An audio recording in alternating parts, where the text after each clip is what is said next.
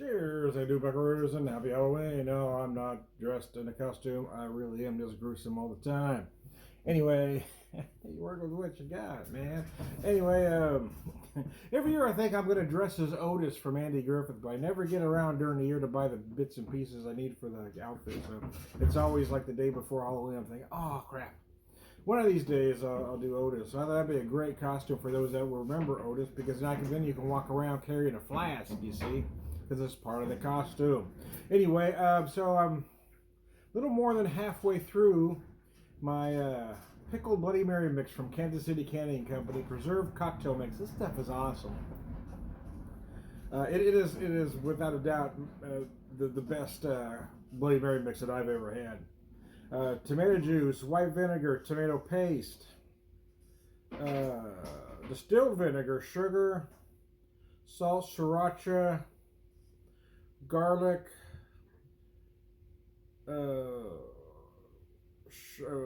lemon juice, salt, smoked peppercorns, dill seed, and citric acid.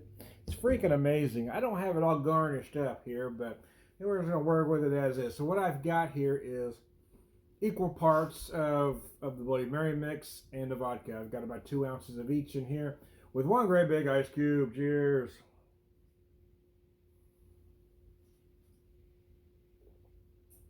I start here for Halloween.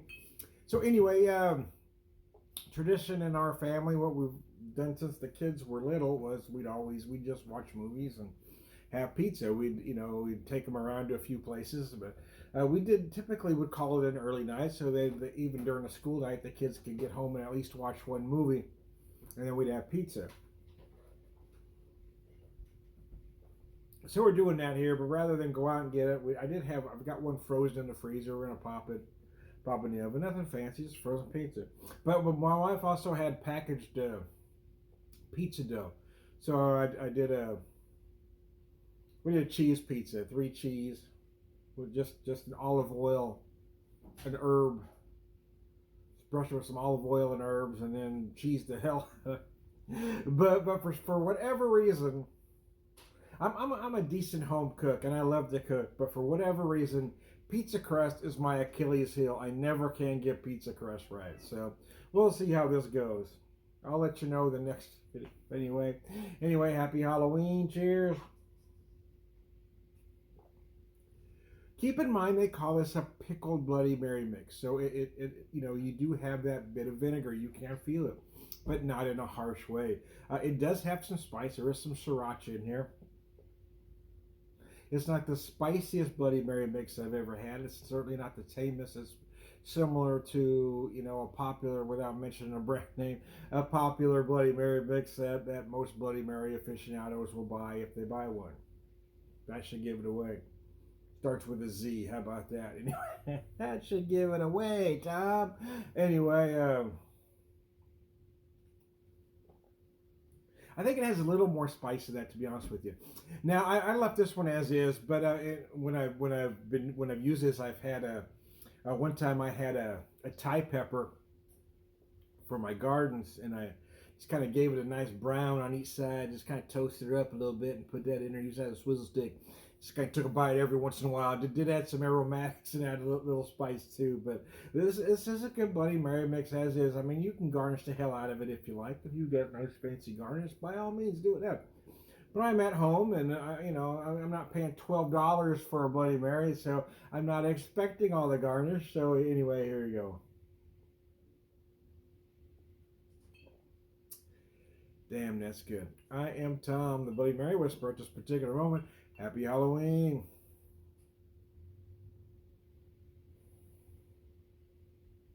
Purveyor wisdom. All around good guy. Cheers. Better get up, check on my pizza. Don't want to kill the thing. It's a 3 cheese, by golly. Like I said, it's just some olive oil and herbs. Neither my wife and I, or my son Seamus for that matter, was crazy about red sauce. So we'd always do either creamy garlic or an Alfredo. But a lot of pizzas, most pizzas we made at home, actually I just brushed with some olive oil and herbs. So what I did is I kind of, lightly sauteed some garlic, some olive oil, added I toasted some fennel seed, and that's kind of what I'm using as a sauce. Anyway, Cheers, and I'll be back later. More for Halloween.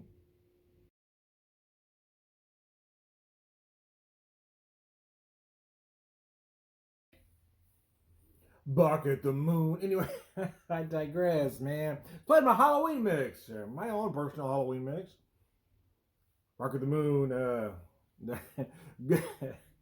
Goofy doing Monster Mash was before that, and now we got. Anyway, I digress. Ozzy, Bark at the Moon, one of my son's favorites. Anyway, Lucky Bucket, Certified Evil. What better beer to drink on Halloween than one called Certified Evil? Anyway, Certified Evil Imperial Oatmeal Stout. It's gorgeous actually. It's 9.1%. Wish I had about more, and I'll tell you why. Because it was $9 a 6-pack, man. I only bought one 6-pack. Can you believe it? I wish I had about more. Again, it was $8.98 a 6-pack for a 9.1% Imperial Stout. It's freaking gorgeous. Anyway. An Imperial Oatmeal set. Well, so when I bought it, it was September actually. It was still kind of warm, and I hadn't had anything from them before, so I bought a 6-pack of this and a 6-pack of their pre-prohibition lager, which is beautiful by the way too. But 9.1%, damn. Anyway, an Imperial Oatmeal style. This is an unrelenting. I'm sorry, take two. Imperial Oatmeal Stout that is unrelenting in flavor as it is unapologetic in its bravado. Certified Evil. Spooky is truly a legend. Go ahead, embrace your dark side. All right, yeah, me and Darth Vader. Anyway, I digress. It is gorgeous. I'm down to, well, after this one, I'll be down to 2 bottles. Picked it up just a little over a month ago when we were in, because it is Halloween as I do this video. Happy Halloween. Picked it up, we went to Kansas City. Our anniversary is the 24th. The 20th to the 23rd, we spent up in Kansas City, came back home and here for the 24th. Went back to work on the 25th. Anyway, not that you care, but I like to give a lot of information. That's kind of what I do, man. I just talk. Anyway, so of course you can feel the oatmeal on the nose, but you also feel a lot of dark chocolate. I personally get a lot of molasses. Some might see that as a very dark brown sugar, which certainly wouldn't be wrong. I'm a little stuffy today, so bear with me.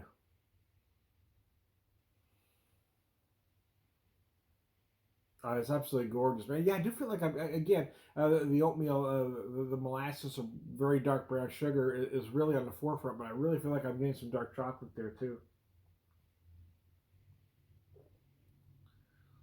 Oh, damn. Oh, it's gorgeous, and it's 9.1%, and it certainly doesn't drink like 9.1%. I mean, you can feel some alcohol in it. It's 9.1%. But it isn't boozy by any stretch of the imagination. There's nothing boozy about this beer. To me, not everybody sees it the same way. To me, the word boozy implies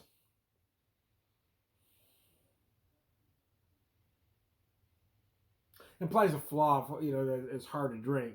So I really hate to use the word boozy, but you could tell there's some alcohol in there. It's 9.1%, but it doesn't feel like it's 9.1. Goes down easier until you want a hooker, man. I tell you what, it's delicious. It's delicious. It's my first Halloween beer. I will be honest, though, in the interest of full disclosure, because again, that's kind of what I do. I'm hopelessly honest, man. As I just start this Halloween off after I got off work rather early today.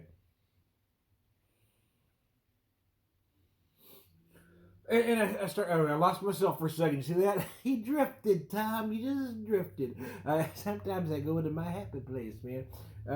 I started with a Bloody Mary because I had some Tomstown double grain vodka left, and some Kansas City Canning Company Bloody Mary, pickled Bloody Mary mix, I should say, and that stuff is crazy good. So I had that while I was getting dinner started. Again, I mean, it's been tradition since our kids were little. Now it's just the wife and I, but I hate not to keep it going. We've always just kind of watched movies. Halloween-ish movies, I should say, and I had pizza. That's what we've done. So I've just got a frozen pizza today. I didn't go out and buy one, but my wife also, we had a package of pizza dough, so I just mixed it up. So I made a small, just a cheese pizza, but I didn't. All I did was brush it with some herbs and olive oil. Didn't use a red sauce.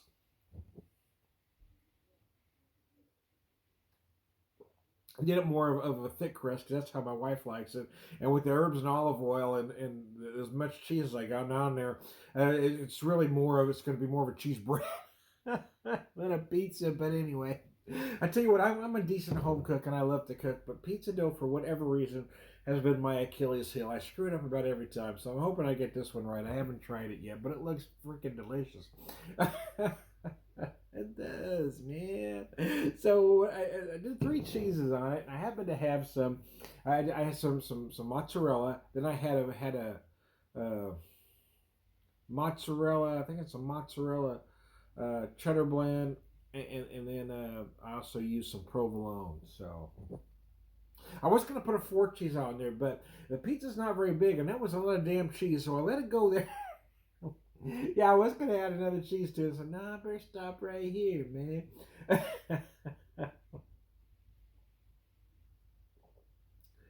Oh, this stuff is beyond gorgeous. So what you get, again, I mentioned the nose, but I really haven't talked about flavors. What I personally get is again dark chocolate. We get a lot of dark chocolate initially, mixed with some molasses. Again, you might feel that as a very, very, very, very, very, very dark brown sugar. Some may feel fruit notes. I personally don't, but I can see how some may interpret certain malt notes as either possibly raisin or date. But those are really not fruit notes. They're really malt notes. What's interesting about it though is big and as decadent and as sweet as you think it might be is that it finishes very dry.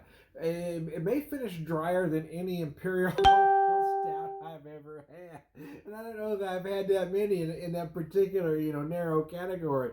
But it does finish surprisingly dry.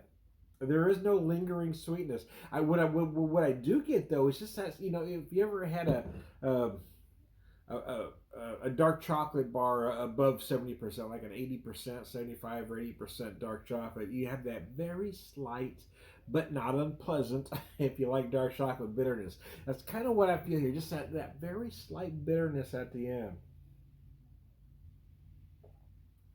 But it's absolutely freaking gorgeous, man. Oh my gosh, that's beautiful. That's beautiful, babe. Don't ever change.